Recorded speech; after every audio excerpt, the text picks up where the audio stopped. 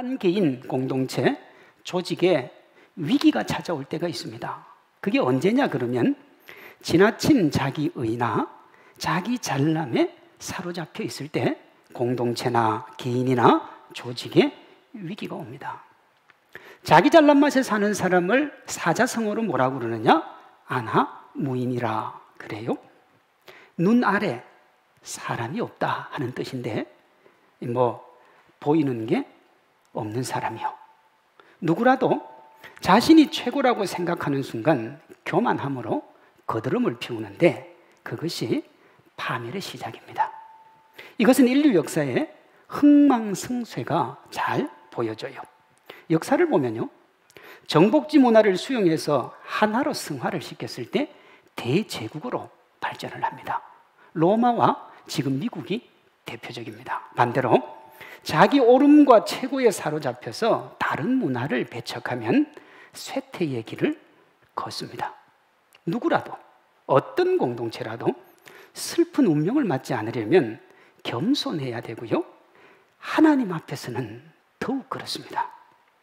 하나님 앞에 자신의 신앙과 삶은 아무리 돌아보고 또 돌아봐도 지나치지가 않습니다. 다시 말해서 하나님 앞에 겸손은 아무리 해도 지나치지가 않아요. 왜 그러냐면 하나님 앞에서의 교만은 완전한 패망을 예약하는 거기 때문에 그래요. 잠언 16장입니다. 교만은 패망의 선봉이요 거만한 마음은 넘어짐의 앞잡이니라. 반대로 겸손하면 하나님께서 그 겸손 속에 축복과 은혜를 주십니다. 야고보서 4장이요 주 앞에서 낮추라 그리하면 주께서 너희를 높이시리라 그랬어요. 오늘 본문에 스데반이 요셉 이야기를 끌어와서 하고자 하는 말이 이겁니다. 하나님 앞에서 교만하면 패망하고 겸손하면 하나님께서 높여줄 거라는 거예요. 스데반의 말을 받는 대상은 6장 11절에 스데반을 고소한 정치 및 종교 지도자들, 그리고 7장 1절에 나오는 대제사장입니다. 스데반은 형들이 요셉을 파멸에 이르게 하려고 시도했지만 결국은 실패로 돌아갔다는 걸 말해요. 왜 지금 이 얘기를 하냐 그러면 이 대제사장은요 구약의 역사를 정말 잘 압니다. 그리고 이 요셉 이야기가 의미하는 게 뭔지도 정확하게 알아요. 그러니 요셉 이야기를 가지고 와서 예수님과 복음을 받기 위해서 너희들이 어떤 시도를 해도 결국은 안 될 거라는 거예요. 너희들이 지금 목숨을 걸고 나를 막고 있지만 주의 복음은 멈추지 않을 거라는 겁니다. 그러니 뭐 하라는 거예요? 주의 복음이 멈출 수 없으니 너희들이 멈추라는 거예요. 어떤 식으로든지 주의 복음은 확장이 될 거기 때문에. 자신들이 무슨 일을 벌이고 있는지 누구보다도 하나님을 잘 믿는다고 하지만 실제로는 누구보다 하나님을 우습게 여기는 뭘 버리라는 거예요? 안하무인의 교만함을 버리라는 겁니다. 9절은 그들이 가졌던 안하무인의 교만을 시기라 그래요. 여러 조상이 요셉을 시기하여. 시기가 뭐냐? 남이 잘 되는 것에 셈을 내는 겁니다. 사촌이 땅을 사면 배가 아프다 하고 시기하는 거예요. 그런데 여기서 끝이 아니고요, 셈을 내는 걸 넘어서서 미워함으로 나아가는 겁니다. 그러니까 셈이 나다가 미워지는 게 시기예요. 이것을 스데반을 고소한 이들과 대제사장에게 적용하면 그들은 하나님의 뜻이 펼쳐지고 확장되는 게 싫었어요. 참 말이 안 되죠. 정말 하나님을 잘 믿는 사람들이 하나님의 복음이 확장되는 게 싫었어요. 그리고 그 복음을 확장시키기 위해 노력하는 스데반이 미웠습니다. 미워했어요. 그 과정이 사람들을 어떻게 했습니까? 충동질시켰지요? 매수했지요? 그리고 매수한 잘못된 증거를 가지고 스데반을 재판에 회부를 했습니다. 근데 이걸 대제사장과 고소하는 사람들이 못 알아듣잖아요. 못 알아들으니까 요셉의 형들 이야기를 딱 가지고 온 거예요. 요셉의 형들의 시기가 이와 다르지 않았거든요. 수단과 방법을 가리지 않는 막무가내였습니다. 요셉을 시기한 형들이 요셉의 꿈을 좌절시키기 위해서 사용한 수단과 방법을 가리지 않음이 창세기 37장에 나와요. 요셉이 그들에게 이르되 청하건대 내가 꾼 꿈을 들으시오. 우리가 밭에서 곡식단을 묶더니 내 단은 일어서고 당신들의 단은 네 단을 둘러서서 절하더이다. 그의 형들이 그에게 이르되 네가 참으로 우리의 왕이 되겠느냐? 참으로 우리를 다스리게 되겠느냐 하고 그의 꿈과 그의 말로 말미암아 그를 더욱 미워하더라. 여러분, 꿈꾸는 동생이 싫었어요. 꿈꾸는 동생이 나보다 더 잘 된다니까 싫었어요. 그 미움이 이렇게 발전합니다. 37장 18절이요. 요셉이 그들에게 가까이 오기 전에 그들이 요셉을 멀리서 보고 죽이기를 꾀하여 서로 이르되 꿈꾸는 자가 오는도다. 자, 그를 죽여 한 구덩이에 던지고 우리가 말하기를 악한 짐승이 그를 잡아먹었다 하자. 그의 꿈이 어떻게 되는지를 우리가 볼 것이니라 하는지를. 자, 보세요. 동생이 와요. 잡아서 구덩이에 넣어 죽여요. 죽여놓고는 뭐라고 하느냐 그러면 야, 우리 동생의 꿈이 어떻게 실현되는지 한번 보자. 말이 됩니까? 죽여놓고 어떻게 꿈을 보자 그럽니까? 이거는요 정말 너무 형편없는 사람들이에요. 근데 그걸 실행에 옮깁니다. 37장 32절 이하에 보면 형들이 요셉을 이스마엘 상인들에게 팔아요. 그리고 그의 옷에 짐승의 피를 묻혀서 아버지한테 주면서 아버지에게 요셉이 죽었다 그래요. 근데 이 아버지가 요셉을 편애했잖아요. 자색 옷도 입히고 정말 잘해줬단 말이에요. 그러니까 이 아들 죽었다는 소식에 이 아버지가요 모든 걸 다 내려놓습니다. 그리고는 막 서울로 지옥으로 내려가서 내 아들 찾아야 돼. 그리고 울어요. 그럼 생각을 해보세요. 이 아들이 아직 안 죽었잖아요. 형들이 팔았잖아요. 아버지가 그 정도 되면 아니에요 아버지 우리가 거짓말했어요. 요셉을 팔았는데 살아있을지도 몰라. 이래야 되는데요. 언제까지 얘기를 안 하느냐 그러면 나중에 야곱이 요셉을 만나기 직전까지 갈 때 그때까지 얘기 안 합니다. 이건 여러분 폐륜입니다. 폐륜. 이 자식들은 인간도 아닌 자식들이에요. 근데 그게 어디서 시작을 했느냐? 시기심에서 시작을 했습니다. 그럼 이 시기는 왜 생깁니까? 편견 때문에 시기가 생기는 겁니다. 뭐예요? 동생이 자기들보다 높은 자리에 올라가면 안 된다는 편견이요. 물론 여러분 이 본문에서 야곱의 아내가 4명이고 요셉이 이 10명과 배다른 형제라는 것도 사실은 영향을 미치죠. 어쨌든 형제 아닙니까? 그런데 이 형들은 요셉이 자기들보다 더 잘 되면 안 된다고 하는 편협하고 독선적인 생각을 가지고 있었습니다. 정말 높은 자리에 가면 안 됩니까? 되죠. 우리가 그렇게 마음먹을 수도 있는 거예요. 형들이 시기할 때요 아버지는 그 말을 마음에 둡니다. 창세기 37장이요 그의 형들은 시기하되 그의 아버지는 그 말을 어떻게 했다고요? 간직했다 그랬어요. 마음에 뒀어요. 그런데 형들은 절대로 그럴 수 없다고 생각을 합니다. 이것이 편견에 기초하고 있는 시기고 그 시기심에 눈이 먼 형들이 말이 되지 않는 일을 벌려가지고 가정을요 쑥대밭으로 만듭니다. 보시면 요셉과 형들의 관계가 피해자와 가해자의 관계로 바뀝니다. 자식과 아버지의 관계가 남들보다 못한 관계로 전락을 합니다. 야곱은 요셉과의 생이별을 받아들이면서 그걸 받아들이지 못해서 눈물로 삶을 채워갑니다. 그 과정에서 가장 미래가 촉망했던 요셉은 유부녀를 겁탈했다는 형편없는 사람으로 전락해서 감옥에 갇혀 죽음의 날을 기다립니다. 이 과정이 괜찮은 과정입니다. 멋진 과정이에요. 그런데요, 그 시기심 하나가 이 과정을 풍비, 박살을 내버립니다. 잘못된 지식의 토대를 둔 편견이 만드는 시기심이 이렇게 무섭고 끔찍한 거예요. 사실도 아니에요. 그런데요, 그 시기심이 들어가면 사람을 삐딱하게 보게 되어 있습니다. 지금 스데반이 자신을 고소한 이들과 대제사장에게 이걸 경고하는 거예요.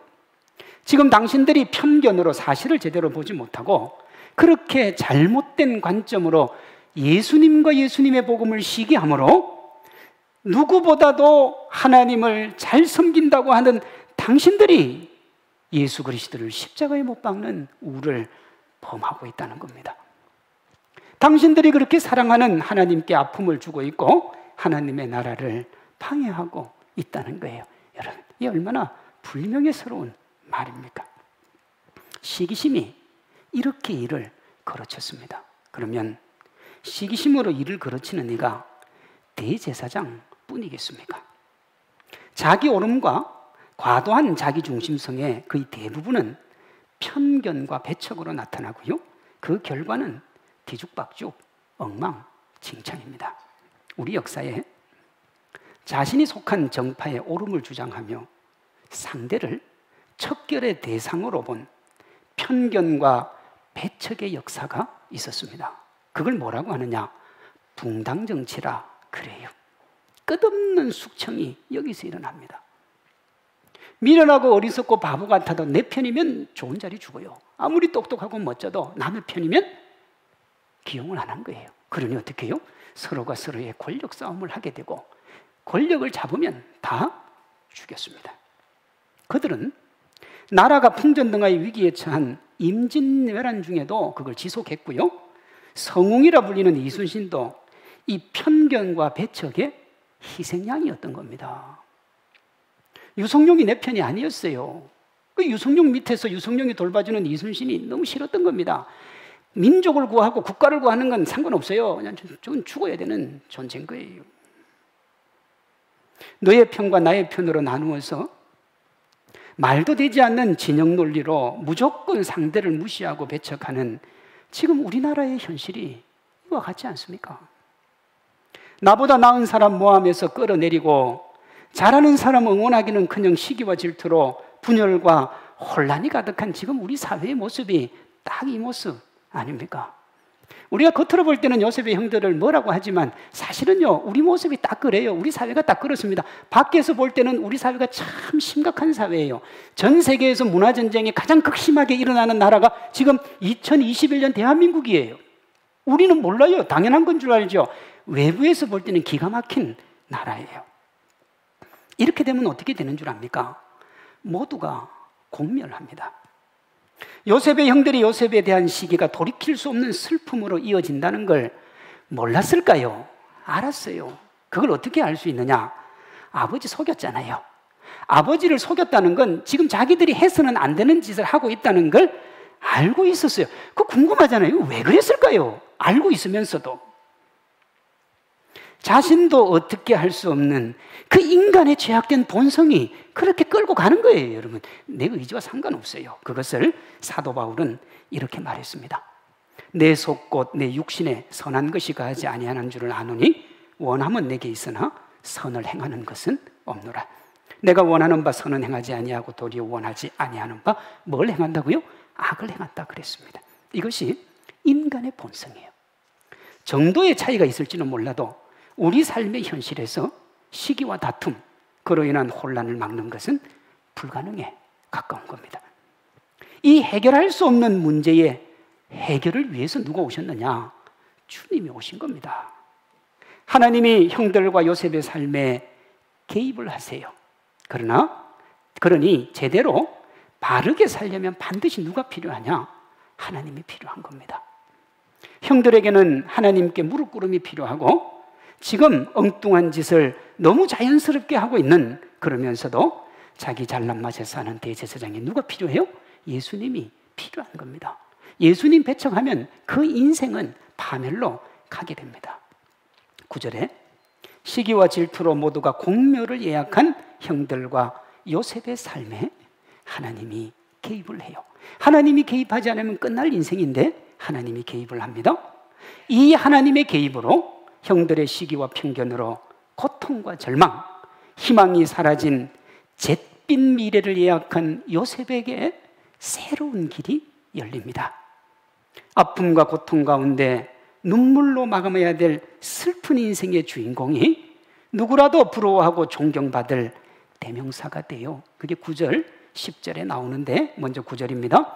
여러 조상이 요셉을 시기하여 애굽에 팔았더니, 앞에서 살펴본 것처럼 형들의 시기가 요셉의 삶을 엉망진창으로 만들었습니다. 엉망진창이 됐어요. 17살에 낯선 땅 애굽으로 팔려갔어요. 이후 부모님의 사랑을 독차지하던 요셉이 보디발의 종이 되고요. 보디발 아내의 악의가 가득 찬 거짓말에 순간적으로 욕망을 제어하지 못하는 짐승이 되고 말았어요.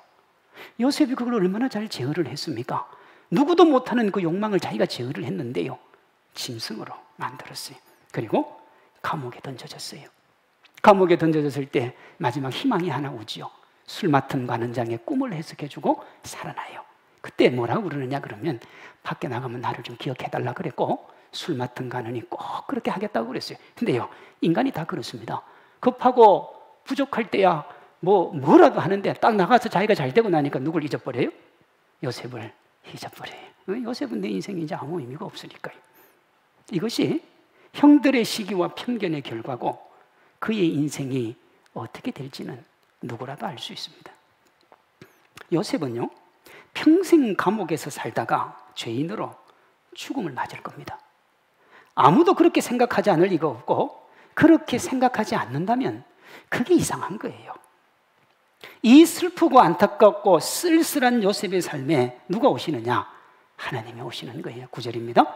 하나님이 그와 함께 계셔. 이 하나님의 함께 하심이 요셉의 삶을 바꾸는데 슬픔이 기쁨으로 바뀌고 안타까움과 불쌍함이 모든 사람의 부러움으로 바뀌며 쓸쓸함이 풍성함으로 바뀝니다. 이게 이제 오늘 본문에 나와요. 하나님이 함께 하시는 게 뭐냐? 요셉의 인생에 하나님이 함께 하신 것은 두 가지를 의미하는데 하나는 하나님의 보호하심입니다. 10절이요. 그 모든 환난에서 건져내사 그랬습니다. 이때 이후로 요셉의 인생이 얼마나 고단했는지 모릅니다. 얼마나 힘들고 아팠는지 몰라요. 여러분 생각해 보세요. 17살에 형들에게 버림받고 부모님을 떠나갔어요. 어머니는 일찍 여의였어요. 그 인생이 어땠을까요? 아무도 없어요. 그 외로운 인생길, 그 고독한 인생길, 환난과 고통이 그의 앞길을 막고 있는 그 인생길, 하나님이요, 그 인생의 환난을, 그 인생의 고통을 지켜주시고 보호해 주세요. 인생에서 가장 힘들고 고통스러운 건 뭔 줄 압니까? 홀로 남겨지는 두려움입니다. 아무도 없을 때, 그때 인생은 참 많이 고단한 거지. 그 허전함과 외로움이 극한으로 몰고 갈 수 있는데 그때요, 누군가가 나와 함께 한다면, 그리고 함께하는 이가 누구보다도 나를 잘 안다면, 여기에 더해서 그가 내가 가진 문제를 해결해 줄 수만 있다면 그는 새로운 삶을 열어갈 수 있습니다. 우리 하나님이 우리에게 그런 분이고 또한 우리에게 그렇게 해 주실 줄로 믿습니다. 하나님은 우리가 어떤 상황에 처해 있어도 우리를 찾아오시고 안아주시고 우리가 일어설 때까지 우리와 함께 하세요. 오늘 요셉을 통하여 하나님이 우리에게 그걸 보여줍니다. 요셉이 형들에게 버림받을 때 보디발 아내에게 당해서 감옥에 있을 때 분명 요셉이 위기였는데 그가 일어서지요. 어떻게 해요? 하나님의 인도하심이요, 하나님의 보호하심이요. 하나님과 함께하고 하나님이 함께한 이들은 모두가 이 보호하심을 누렸습니다. 주어진 삶의 현실이 너무 고통스러워 로뎀나무 아래에서 고통과 아픔의 탄식을 하고 있던 엘리야를 주님이 찾아오셔서 안아주시고 먹여주시고 새롭게 해주셨어요. 다니엘과 함께 사자굴에 들어가시고 사드락과 메삭과 아벳느고와 함께 풀무불에 들어가셨어요. 그리고 요셉처럼 그들 모두도 하나님의 보호를 받았습니다. 다니엘 3장이요, 그때에 느부갓네살 왕이 놀라 급히 일어나서 모사들에게 물어 이르되 우리가 결박하여 불 가운데로 던진 자가 세 사람이 아니었느냐. 3명을 집어넣었어요. 그리고 보는데요, 왕이 말하여 이르되 내가 보니 결박되지 아니한 4사람이 불 가운데로 다니는데 상하지도 아니하였고 그 넷째 모양은 신들의 아들과 같다 그랬어요. 하나님이 같이 들어갔어요. 하나님은 언제나 우리와 함께 있어요. 하나님이 우리를 붙들어 주세요. 그게 뭐냐? 보호해 주시겠다. 우리의 인생길 지치고 힘들고 피곤하고 곤고하고요, 눈물 나고 답답하고요, 어렵고 참 막막할 때가 있죠. 그때 하나님이 우리와 함께 하시고 우리를 보호하시고 지켜주실 줄로 믿습니다. 하나님이 함께 하심의 또 다른 의미는 뭐냐? 인생 역전입니다. 앞에서 살펴본 것처럼 하나님이 개입하지 않으셨다면 형들의 시기로 애굽에 팔리고 보디발의 아내의 아기에 찬 거짓말로 감옥에 들어간 요셉의 인생은 그저 쓸쓸하게 죽어가는 것 말고는 아무것도 없어요. 그렇게 허망한 인생의 주인공이 될 뻔했던 요셉이 함께 하시는 하나님의 붙드심으로 인생 역전의 길을 걸어갑니다. 10절 후반절이요.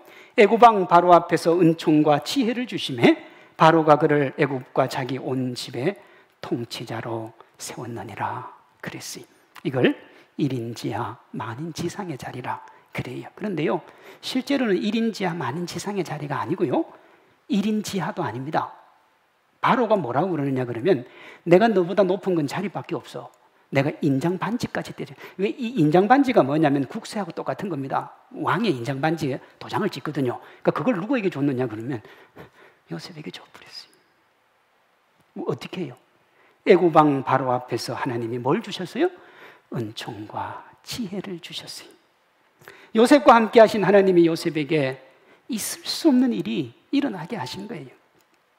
인간과 세상 상식을 뒤집는 새로운 길이 열린 겁니다. 꼭 기억하셔야 돼요. 그저 그대로 두면 그의 인생은 슬픔과 아픔의 인생이에요. 이걸 어떤 목사님이 어떻게 얘기했느냐? 인간 역사의 물줄기를 말아 그 흐름을 단절시키고 새로운 길을 여신 것이라 그랬어요. 역사의 물줄기를 하나님 멈춰버려요. 그리고 어떻게 해요? 새로운 길을 열어주신 거예요. 죄된 본성을 가진 사람이 하는 어떤 결과도 좋을 수 없어요. 근데 그걸 아셔야 돼요. 좋게 시작한 것도 나쁘게 흐르는 경우가 대부분인데요, 인류의 역사가 그걸 보여줍니다. 시기와 질투, 대립과 투쟁, 혼란으로 얼룩진, 아니 그것들로 점철된 것이 뭐냐? 인류 역사입니다. 그걸 뭐라고 하느냐? 전쟁사라 그래. 그러니까 인간의 역사가 뭐라고요? 전쟁의 역사라고요. 그냥 두면 답이 없는 인생이에요. 저의 얘기에 대해서 목사님 아닙니다라고 얘기할 수 있는데, 만약에 한 나라라도 그게 아니라면 지금까지 그 나라가 종속해야죠. 지금까지 그 나라가 이어져야지요. 근데 인류 역사예요. 그 나라가 끊임없이 종속된 나라가 한 나라도 없어요. 왜냐하면 그 욕망이 끝이 없어요. 그냥 두면 답이 없는 인생을 바로 세우기 위해 하나님이 개입을 하시는 거예요. 그 개입 중에 인류의 역사에 가장 극적으로 역사의 물줄기를 막아 그 흐름을 단절시키고 새롭게 연 게 뭐냐? 예수님의 십자가를 통한 생명의 길이에요. 지금 스데반이 그 얘기를 하고 있는 거예요. 하나님이 인류 역사에 개입을 하시고 너희 조상 요셉의 인생에도 개입을 하시고 구약의 모든 인생에 개입을 하셨는데, 하나님이 개입한 가장 강력한 개입이 주님이 이 땅에 오셔서 십자가 진 거예요. 너희들이 그걸 왜 막고 있냐는 거예요. 그거를. 요셉이 은 20냥에 팔린 것처럼 예수님이 은 30냥에 팔렸습니다. 요셉이 바르고 옳았음에도 불구하고 보디발 아내에게 말로 다 할 수 없는 수모를 경험한 것처럼 예수님이 종교 지도자들에게 말로 다 할 수 없는 수모를 겪었어요. 그리고 종교 지도자들이 차마 입에 담을 수 없는 얘기를 민간에 퍼뜨려서 사람들이 예수님을 거의 바보로 만들 정도로 고난을 당했어요. 그 당연한 기결이 뭡니까? 망하는 거예요. 아무것도 안 되는 거죠. 그런데요, 하나님의 개입으로 요셉에게 새로운 삶이 열린 것처럼, 요셉이 모든 사람을 다스리는 자리에 오른 것처럼 역사의 물줄기를 멈추신 하나님의 개입으로 십자가의 죽음의 길이 생명의 길이 되었습니다. 스데반을 고소했던 이들과 재판장의 자리에 앉은 대제사장이 모든 것을 안다고 자랑했어요. 우리는 하나님을 안다, 하나님의 역사를 안다. 그런데요, 실제로는 아무것도 모르는 눈뜬 장님들이었습니다. 이것을 가장 잘 보여주는 것이 예수님을 십자가에 못 박아 죽이고 지금 스데반을 궁지로 몰아가고 있는 겁니다. 근데 실제는 뭐냐? 그들은 죽였다고 생각하고 이 스데반을 없애면 끝난다고 생각하지만 그건 그들만이 가지고 있는 착각입니다. 하나님은 어떤 자리 어느 곳에서도 길을 내시는 분입니다. 지금 스데반은 하나님이 불운한 요셉의 삶에 들어오셔서 그의 삶을 새롭게 하신 것처럼 대제사장과 그를 고소하는 사람들이 예수님 안에서 기쁨을 누리라 그러는 거예요. 행복을 누리라고 하는 거예요. 그 음성은 하나님이 2000년이 지난 오늘 저와 여러분에게 동일하게 선포를 하시는 겁니다.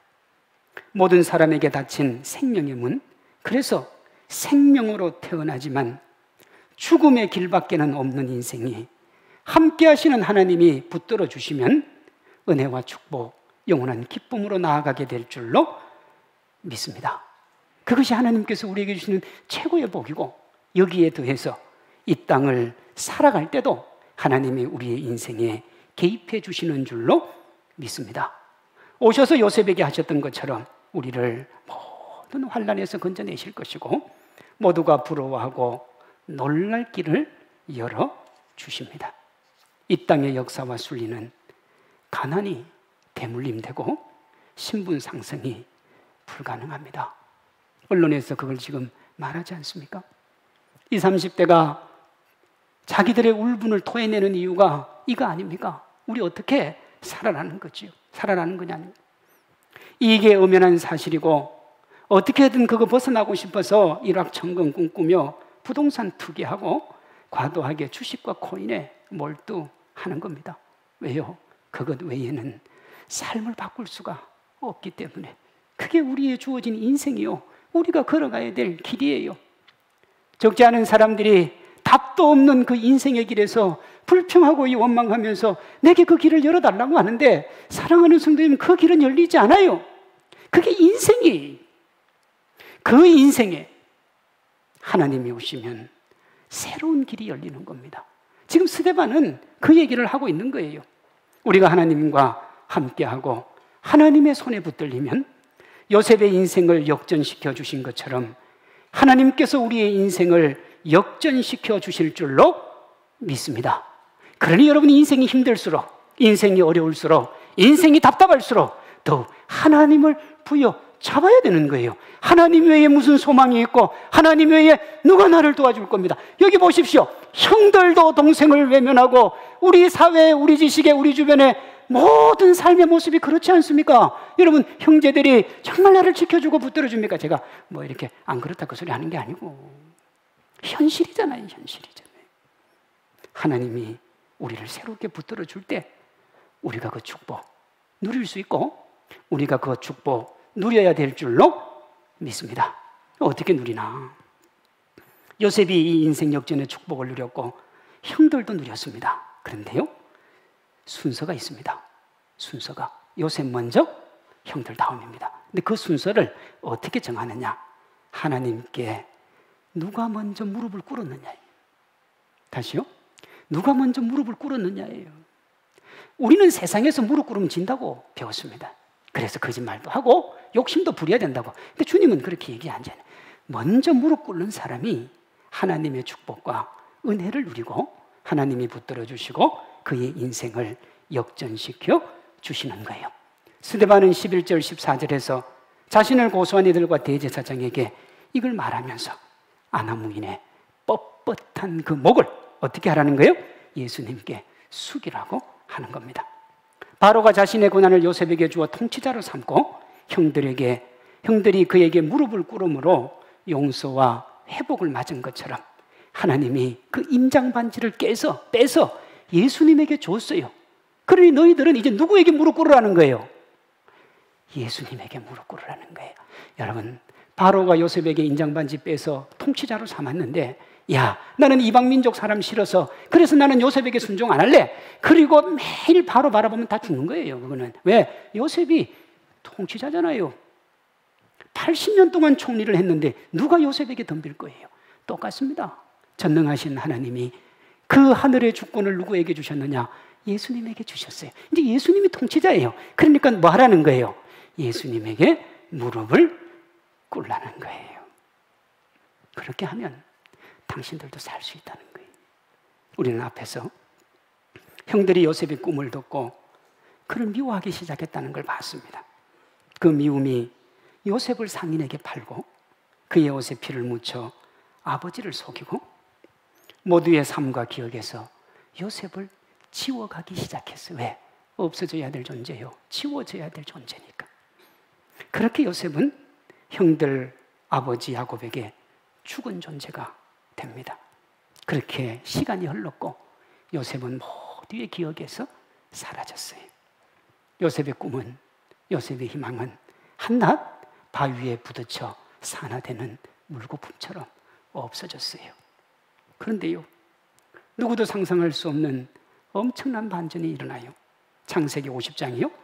그의 형들이 또 친히 와서 요셉의 앞에 엎드려 이르되 우리는 당신의 종들입니다. 아니, 요셉이 힘으로 무릎 꿇게 한 거 아니에요. 자기들이 왔어요. 아버지 야곱이 죽었어요. 죽고 나니까요, 이 형들이 이제 사시나무 떨듯이 떨어요. 저가 아비가 있을 때는 우리를 그저 봐줬는데 이제 아비가 없으니 우리 죽이는 거 아닌가. 그래서 자기들이 가서 먼저 무릎 꿇고 뭐라고 하는 줄 압니까? 아버지가 살아있을 때 우리 살려달라고 그랬으니까 우리를 불쌍히 여겨달라고, 우린 당신 종이라고, 목숨만 구해달라고. 요셉의 꿈이 성취될 수 없다고 확신했던, 그래서 요셉에게 기고만장했던 형들이 요셉에게 무릎 꿇고 사시나무 떨듯이 떨고 있는 거예요. 그들이요, 요셉이 꿈 이야기를 할 때 아버지 야곱처럼 그것을 마음에 두었더라면 동생 앞에서 사시나무 떨듯이 두려워하지 않아도 돼요. 그 말씀만 마음에 두었더라면 동생 베냐민을 두고 마음 졸일 이유도 없었고, 아버지가 쓰러지실까 염려할 필요도 없었고, 먹을 것이 없어서 염려하고 걱정할 필요도 없었어요. 왜? 그 이후의 일은 일어나지 않을 일들이었기 때문에. 형들이 동생을 시기하고 고단하고 힘든 삶을 산 이유는 하나님이 요셉에게 준 꿈, 하나님이 준 요셉의 권위를 인정하지 않았기 때문에, 그래서 그 슬픔이 온 겁니다. 형들이 동생이 그럴 수 없다는 편견을 이기고 요셉을 배척하지만 않았으면 길고 고통스러운 어둠의 터널을 걸어갈 이유가 없었던 겁니다. 주님이 우리에게, 이 땅을 살아가는 모든 인생에게 그 얘기를 하시는 거예요. 주님이 길이요 진리요 생명이니 그 길로 들어오라는 겁니다. 그런데 적지 않은 사람들이 그게 무슨 길이냐고 배척하고 거부하면서 인생이 이렇게 꼬이는 겁니다. 하나님을 아버지로 고백하고 예수님을 구주로 인정하며 우리의 모든 것들을 맡기면 그 어떤 염려와 근심과 걱정이 우리 앞에 놓여 있어도 두려워할 필요가 없는 줄로 믿습니다. 마음을 졸일 이유도 없습니다. 요셉의 삶에 개입하셔서 그의 인생을 역전시켜 주신 하나님이 우리의 삶도 역전시켜 주실 것이기 때문에 그렇습니다. 코로나가 우리 앞에 와도요, 그 절망과 고통의 아픔이 우리 앞에 칸칸이 폭포수처럼 쏟아져서 우리를 휩쓸어 갈 것 같아도 우리가 주님 바라보면 하나님이 우리를 지키시고 인도하시고 보호해 주십니다. 이 행복한 인생 역전의 시작이 뭐냐? 요셉의 권위를 인정하고 모든 염려를 떨쳐버리는 형들처럼 겸손히 하나님께 무릎을 꿇는 겁니다. 우리가 하나님께 무릎을 꿇고 나아가면 하나님이 우리를 용서하시고 받아주세요. 이렇습니다. 만일 우리가 우리 죄를 자백하면 그는 미쁘시고 의로우사 우리 죄를 사하시며 우리를 모든 불의에서 깨끗게 하실 것이라. 그렇게 깨끗하게 하신 주님이 우리를 이제 안아주세요. 에브라임이여 내가 어찌 너를 놓겠느냐, 이스라엘이여 내가 어찌 너를 버리겠느냐. 내 마음이 내 속에서 돌이켜 나의 긍휼이 온전히 불붙듯 한다 그랬어요. 인정하지 않을 때는 온갖 지저분한 거 다 묻혀 살아가는 그 인생이 형편없는 인생이었는데, 인정하고 나니까 하나님이 너무 불쌍한 거예요. 너무 애처로운 거예요. 그래서 주님이 함께 하시면서 어떻게 하느냐? 우리를 인도하시고 보호해 주십니다. 너는 두려워하지 말라. 내가 너를 구속하였고 내가 너를 지명하여 불렀나니 너는 내 것이라. 네가 물 가운데로 지날 때에 내가 너와 함께 할 것이라. 강을 건널 때에 물이 너를 침몰하지 못할 것이며 네가 불 가운데로 지날 때에 타지도 아니할 것이요 불꽃이 너를 사르지도 못하리니 대전하는 여호와 내 하나님이요 이스라엘의 거룩한 이요 너의 구원자라. 네가 내 눈에 보배롭고 존귀하여 내가 너를 뭐 했다고요? 사랑했다. 그게 보배로운 게 어디 있고 존귀한 게 어디 있습니까? 형편없는 인생인데, 근데 하나님 앞에 무릎 꿇으니까 하나님이 우리 인생이 너무 보배롭고 존귀해. 하나님이 우리를 사랑하시는데 어떻게 사랑하시느냐? 인생 역전으로 사랑하시는 겁니다. 너희가 만일 내가 너희에게 명하는 이 모든 명령을 잘 지켜 행하여 너희 하나님 여호와를 사랑하고 그의 모든 도를 행하여 그에게 의지하면 너희 하나님 여호와께서 너희에게 말씀하신 대로 너희가 밟는 모든 땅 사람들에게 너희를 두려워하고 무서워하게 하시리니 능히 너희를 당할 자가 아무도 없으리라. 전에는 그들을 무시했어요. 함부로 대했어요. 만만하게 봤어요. 근데 하나님이 뭐라고 하느냐? 내가 능히 너희를 당할 사람이 없도록 해주겠다는 거예요. 너희가 걸어가는 인생길에 축복으로만 함께 해준다는 거예요. 이 약속이 어디서 나온 약속입니까? 산과 골짜기가 있어서 하늘에서 내리는 비를 흡수해야 살아가는 그 척박한 단 가나안, 거기 그곳이라도 너희가 나를 바라보고 나를 의지하면 내가 너희 인생길을 열어주겠다는 거예요. 너희 인생길을 새롭게 해주겠다는 겁니다. 이 귀한 약속이 우리 모두에게 주시는 약속인 줄로 믿습니다. 그러므로 우리는 자기 오름과 자기 중심성을 내려놓고 겸손히 하나님께 무릎을 꿇고 주의 십자가의 은혜 가운데 우리의 인생 속에 개입하시는 그 주님의 은혜의 기쁨으로 인생 역전의 축복 누리시기를 주님의 이름으로 축원합니다.